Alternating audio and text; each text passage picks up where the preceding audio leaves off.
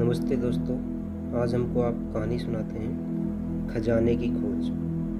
एक गांव में एक रामलाल नाम का एक किसान अपनी पत्नी और 4 लड़कों के साथ रहता था। रामलाल खेतों में मेहनत करके अपने परिवार का पेट पालता था, लेकिन उसके चारों लड़के आलसी थे, जो गांव में वैसे ही इधर उधर घूमते रहते थे। एक दिन रामलाल ने अपनी पत्नी से कहा कि अभी तो मैं खेतों में काम कर रहा हूँ, लेकिन मेरे बाद इन लड़कों का क्या होगा? इन्होंने तो कभी मेहनत भी नहीं करी, ये तो कभी खेत में भी नहीं गए।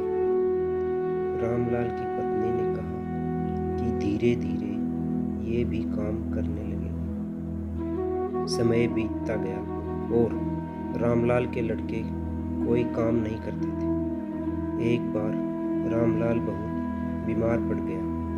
वह काफ़ी दिनों तक बीमार ही रहा। उसने अपनी पत्नी को कहा कि वह चारों लड़कों को बुलाकर लाए। उसकी पत्नी चारों लड़कों को बुलाकर लाई। रामलाल ने कहा, लगता है कि अब मैं ज़्यादा दिनों तक जिंदा नहीं रहूँगा। रामलाल को चिंता थी कि उसके जाने के बाद उसके बेटों का क्या होगा। इसलिए उसने कहा, बेटो, मैंने अपने जीवन में जो कुछ भी कमाया है वह खजाना अपने खेतों के नीचे दबा है।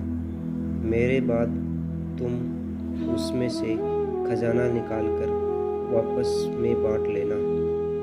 यह बात सुनकर चारों लड़के खुश हो गए। कुछ समय बाद रामलाल की मृत्यु हो गई। रामलाल की मृत्यु के बाद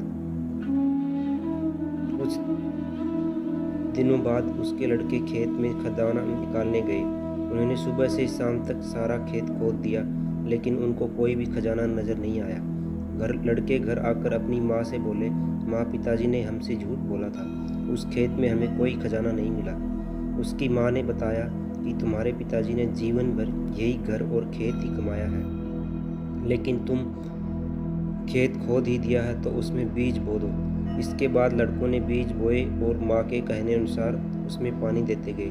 कुछ समय बाद फसल पककर तैयार हो गई, जिसको बेचकर लड़कों को अच्छा मुनाफा हुआ, जिसे लेकर वह अपनी माँ के पास पहुँचे। माँ ने कहा कि तुम्हारी मेहनत ही असली खजाना है, यही तुम्हारे पिताजी तुमको समझाना चाहते थे।